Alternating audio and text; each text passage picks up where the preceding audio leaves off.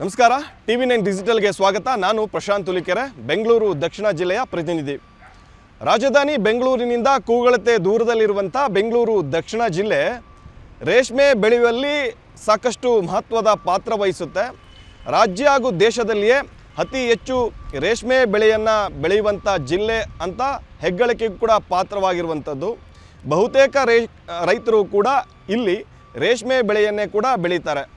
ಜಿಲ್ಲೆಯ ರೇಷ್ಮೆ ಬೆಳೆಗಾರರಿಗೆ ಅನುಕೂಲ ಮಾಡಿಕೊಡುವಂಥ ನಿಟ್ಟಿನಲ್ಲಿ ಸರ್ಕಾರ ರಾಮನಗರ ಹಾಗೂ ಚನ್ನಪಟ್ಟಣದ ಅವಳಿ ನಗರಗಳ ಮಧ್ಯೆ ಹೈಟೆಕ್ ರೇಷ್ಮೆ ಮಾರುಕಟ್ಟೆಯನ್ನು ಕೂಡ ಸ್ಥಾಪನೆ ಮಾಡ್ತಾ ಇದೆ.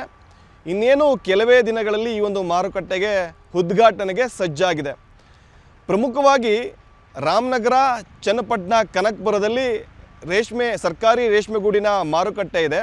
ಅದರಲ್ಲೂ ಕೂಡ ರಾಮನಗರವನ್ನು ರೇಷ್ಮೆ ನಗರಿ ಅಂತಲೇ ಕೂಡ ಕರೆಯಲಾಗುತ್ತೆ. ರಾಮನಗರದಲ್ಲಿರುವಂತಹ ಸರ್ಕಾರಿ ರೇಷ್ಮೆಗೂಡಿನ ಮಾರುಕಟ್ಟೆ ದೇಶದಲ್ಲಿಯೇ ಅತಿ ಹೆಚ್ಚು ದೊಡ್ಡದಾದಂಥ ಮಾರುಕಟ್ಟೆ ಅನ್ನುವಂಥ ಹೆಗ್ಗಳಿಕೆ ಈಗಾಗಲೇ ಪಾತ್ರವಾಗಿರುವಂಥದ್ದು. ಪ್ರಮುಖವಾಗಿ ಇಲ್ಲಿ ಪ್ರತಿನಿತ್ಯ ಸರಾಸರಿ 40ರಿಂದ 45 ಟನ್ ರೇಷ್ಮೆಗೂಡು ಮಾರಾಟವಾಗುತ್ತೆ.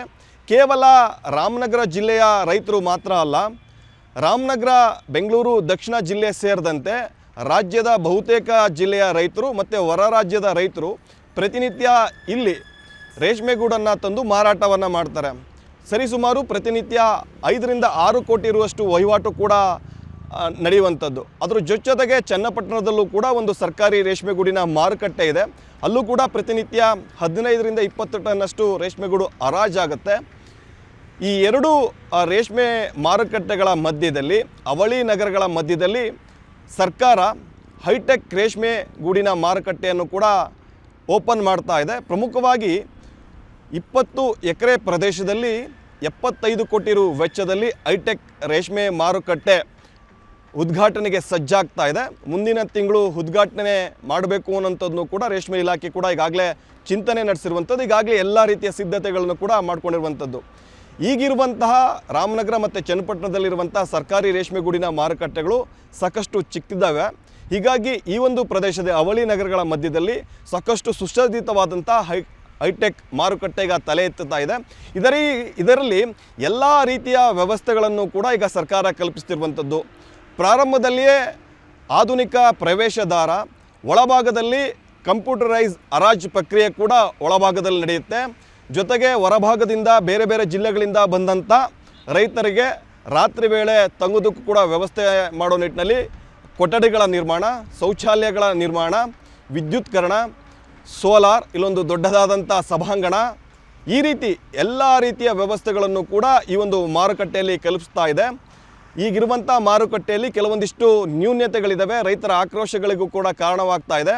ಅಲ್ಲಿ ಕೆಲವೊಂದಿಷ್ಟು ಶೌಚಾಲಯಗಳ ಕೊರತೆ ಇಲ್ಲ, CC ಕ್ಯಾಮ್ರಾಗಳ ಇಲ್ಲ, ರೈತರು ರೇಷ್ಮೆಗೂಡನ್ನು ತಂದರೆ ಕಳ್ಳತನಗಳಾಗ್ತಾ ಇದ್ದಾವೆ ಅನ್ನೋಂಥದ್ದು. ಅವೆಲ್ಲದಕ್ಕೂ ಕೂಡ ತೆರೆ ಎಳೆಯುವ ನಿಟ್ಟಿನಲ್ಲಿ ಈ ಒಂದು ಹೈಟೆಕ್ ಮಾರುಕಟ್ಟೆಯನ್ನು ಈಗ ನಿರ್ಮಾಣ ಮಾಡ್ತಾ ಇದೆ. ಇಲ್ಲಿ ಎಲ್ಲ ರೀತಿಯ ಸುಸಜ್ಜಿತ ವ್ಯವಸ್ಥೆಗಳ ಜೊತೆಗೆ ಪ್ರತಿ ಹೆಜ್ಜೆಗೂ ಕೂಡ CC ಕ್ಯಾಮ್ರಾಗಳನ್ನು ನಿರ್ಮಾಣ ಮಾಡೋದಕ್ಕೂ ಕೂಡ ಮುಂದಾಗ್ತಾ ಇರುವಂಥದ್ದು. ಈ ಒಂದು ಮಾರುಕಟ್ಟೆ ಉದ್ಘಾಟನೆ ಆದ ನಂತರದಲ್ಲಿ ಈಗ ರಾಮನಗರದಲ್ಲಿ ಸರಿಸುಮಾರು 40ರಿಂದ 45 ಟನ್, ಚನ್ನಪಟ್ಟಣದಲ್ಲಿ 15ರಿಂದ 20 ಟನ್ ರೇಷ್ಮೆಗೂಡು ಮಾರಾಟವಾಗ್ತಾ ಇದೆ. ಆದರೆ ಈ ಒಂದು ಹೈಟೆಕ್ ರೇಷ್ಮೆಗೂಡಿನ ಮಾರುಕಟ್ಟೆ ಉದ್ಘಾಟನೆಗೊಂಡ ನಂತರದಲ್ಲಿ ಸರಿಸುಮಾರು ಪ್ರತಿನಿತ್ಯ 100ರಿಂದ 110 ಟನ್ ರೇಷ್ಮೆಗೂಡು ಕೂಡ ಹರಾಜಾಗುತ್ತೆ ಅನ್ನೋಂಥದ್ದು ಕೂಡ ಹೇಳಲಾಗ್ತಾ ಇದೆ. ಅಷ್ಟು ದೊಡ್ಡ ಮಟ್ಟಿಗೆ ರೇಷ್ಮೆಗೂಡು ಬಂದರೂ ಕೂಡ ಇಲ್ಲಿ ಎಲ್ಲ ರೀತಿಯ ವ್ಯವಸ್ಥೆಗಳನ್ನು ಕೂಡ ಮಾಡ್ಕೊಳ್ಳಾಗ್ತಾ ಇರುವಂಥದ್ದು. ಇದು ಈ ಭಾಗದ ರೈತರಿಗೆ ಸಾಕಷ್ಟು ಅನುಕೂಲ ಆಗುತ್ತೆ. ಕೇವಲ ಇದು ರಾಮನಗರ, ಚನ್ನಪಟ್ಟಣ ನಗರಗಳಿಗೆ ಮಾತ್ರ ಅಲ್ಲ, ರಾಜ್ಯದ ಬೇರೆ ಬೇರೆ ಜಿಲ್ಲೆಗಳು, ಹೊರ ರಾಜ್ಯದ ರೈತರಿಗೂ ಕೂಡ ಅನುಕೂಲ ಆಗುತ್ತೆ. ಇನ್ನೇನು ಕೆಲವೇ ದಿನಗಳಲ್ಲಿ ಕೂಡ ಉದ್ಘಾಟನೆಗೆ ಸಜ್ಜಾಗ್ತಾ ಇದೆ.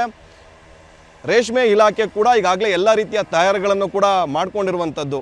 ಇದಾದ ನಂತರದಲ್ಲಿ ಈ ಎರಡು, ಅಂದರೆ ಈಗ ರಾಮನಗರ ಮತ್ತು ಚನ್ನಪಟ್ಟಣದಲ್ಲಿರುವಂಥ ರೇಷ್ಮೆಗೂಡಿನ ಮಾರುಕಟ್ಟೆ ಯಾತಕ್ಕಾಗಿ ಬಳಕೆ ಆಗುತ್ತೆ ಅನ್ನೋಂಥದ್ದನ್ನು ಕೂಡ ರೈತರು ಪ್ರಶ್ನೆ ಮಾಡ್ತಿದ್ದಾರೆ. ಕೆಲವೊಂದಿಷ್ಟು ಮಾಹಿತಿಗಳನ್ನು ಅದು ಹಾಗೆ ಉಳಿಸ್ಕೊಂಡು ಬೇರೆ ಬೇರೆ ಉದ್ದೇಶಗಳಿಗೆ ಬಳಸಲಾಗುತ್ತೆ ಅನ್ನೋಂಥದ್ದು ಕೂಡ ತಿಳಿಸ್ತಾ ಇದೆ. ಸರ್ಕಾರ ಆ ನಂತರದಲ್ಲಿ ತೀರ್ಮಾನ ಮಾಡುತ್ತೆ.